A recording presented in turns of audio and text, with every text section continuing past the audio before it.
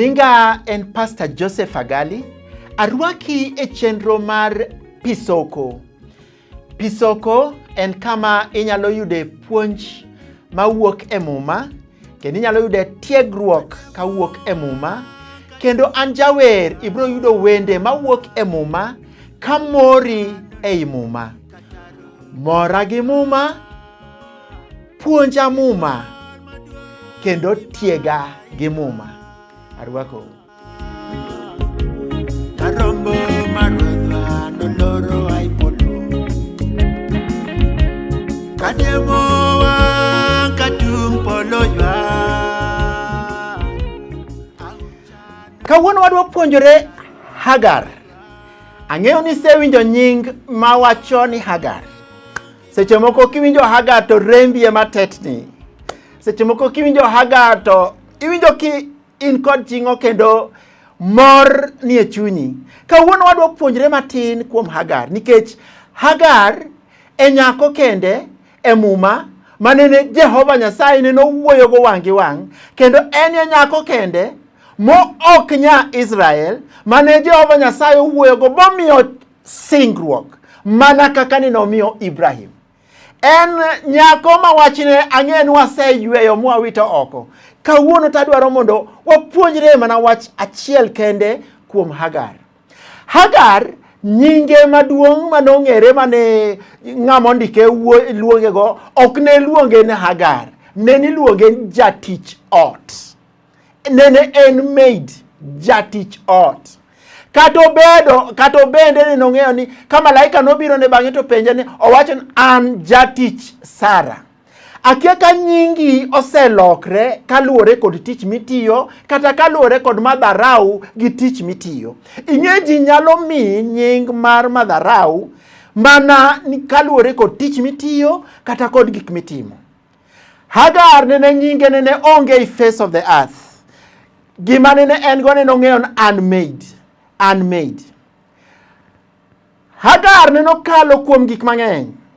Dhako gi chuore kane nosebet higni mang'eny ko giyud nyathi, to gineno jatich ot mantie.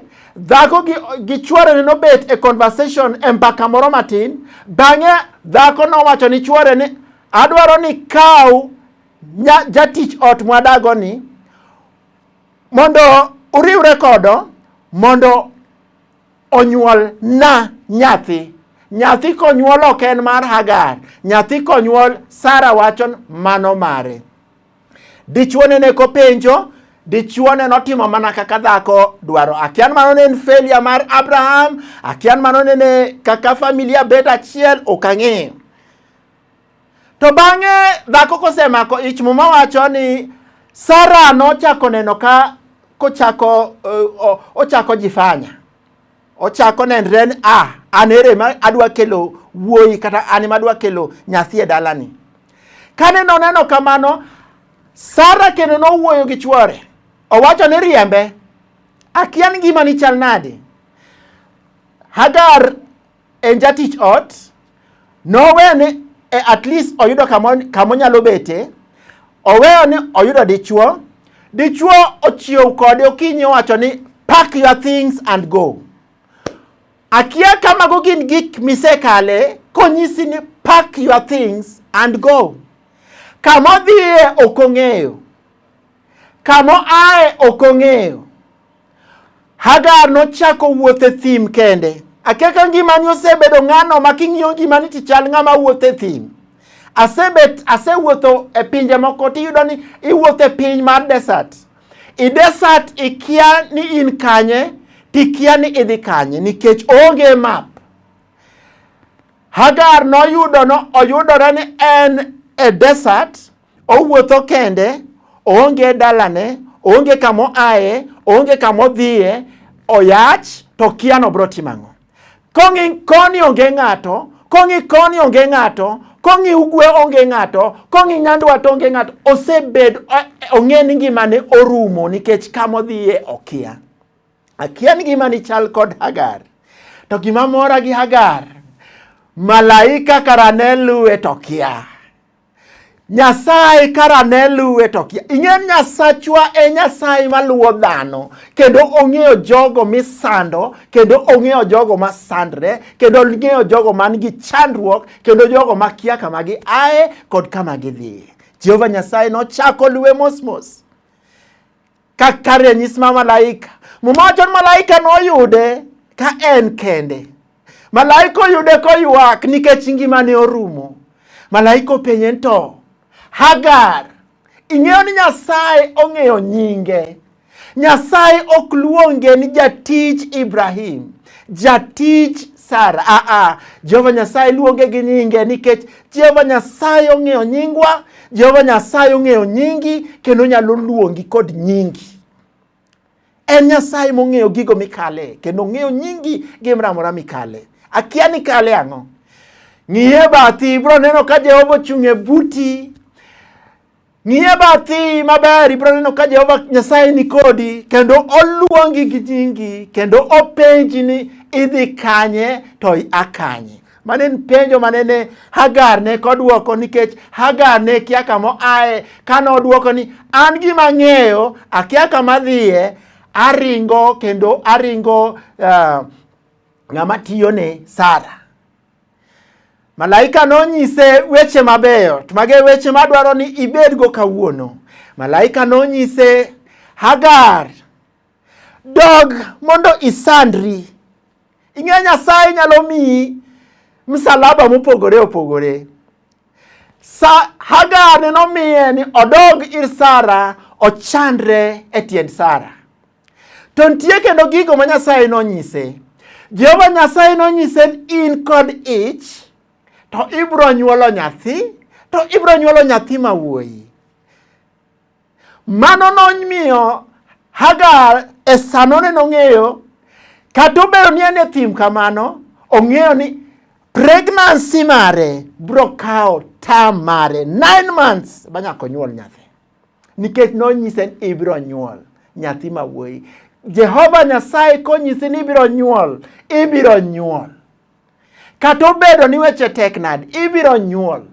Kata obedo ni king'iyo koni tiweyo ni ibiro tho. Kata obedo ni ine thim, ondiegi, luoro, biro chami matieki. Jehova Nyasaye wacho ni Hagar, in gi ich, nyathi en mawuoyi, tibiro nyuolo nyathi mawuoyi. Bang'e to nyise nyathino, omiye nying nyathino, nyise nyathino ibiro chako nyinge ni Ishmael. Ishmael nyiso Jehova Nyasaye e Nyasaye mawinjo ywak mawango. Jehova Nyasaye e Nyasaye mawinjo wa, kendo Jehova Nyasaye e Nyasaye maneno gigo duto mwakale. Mano e kaka nonyiso Hagar. Hagar karane ne oting'o nyathi, ma nyathi konyuolo to bro luongo ni Ishmael. Nyasaye maneno pi wang'wa, Nyasaye mong'eyo gigo duto mwakale, Nyasaye mawinjo ywakwa.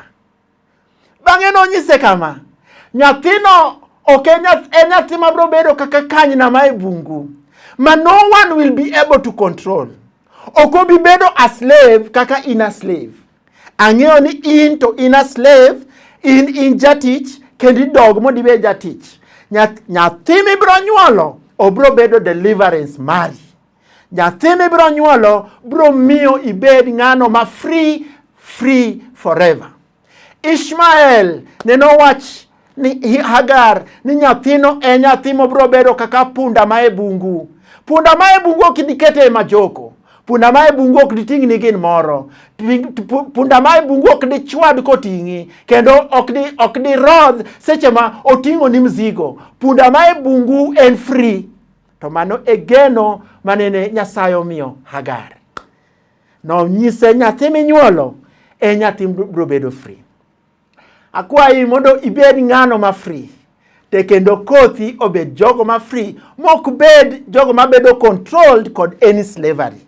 Nyasaye mondo gwedhi.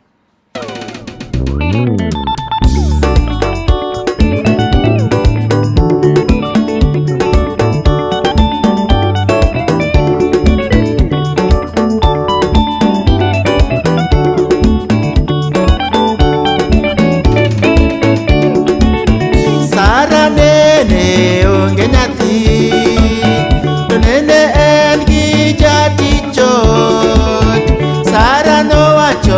Abraham kau jatija onyuol na nyathi. Sara nomiyo chwore Hagar, Abraham noriwore gi Hagar. Hagar nomako iche dalano, sunga nochako mako Hagar.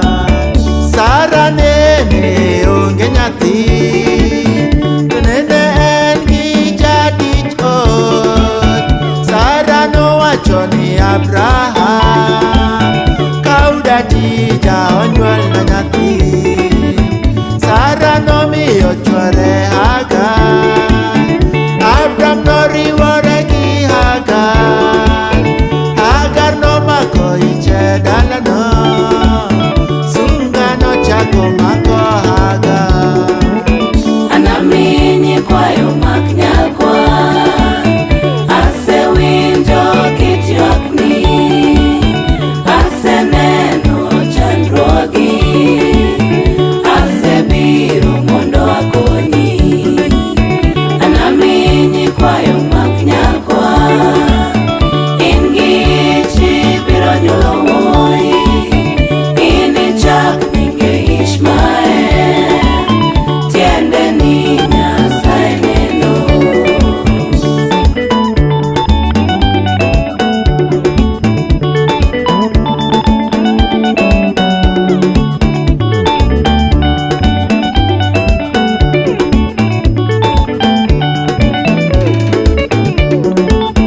Sara nowacho ni Abraham, nimisemiyo Hagar jara, namiyi jatija mondo nyuolna. Kosemako ich Hagar jara, Abraham nodwoko chiege Sara, aweyo jatich ni e lweti, inyalo timone gimiyiero. Mano nomiyo Hagar nodak. Sara nowacho ni Abraham, nemisemiyo Hagar jara, namiyi jadija mondo nyuolna. Kosemako ich Hagar jara, Abraham nodwoko chiege Sara, aweyo jatich ni e lweti, inyalo timone gimiyiero. Mano nomiyo Hagar nodak. Anamenye kwayo mak nyal kwan, asewinjo kit ywakni, aseneno chandruogi, asebiro mondo akonyi. Anamenye kwayo mak nyal kwan, in gi chi biro nyuolo wuoyi, inichak nyinge Ishmael, tiende ni Nyasaye neno.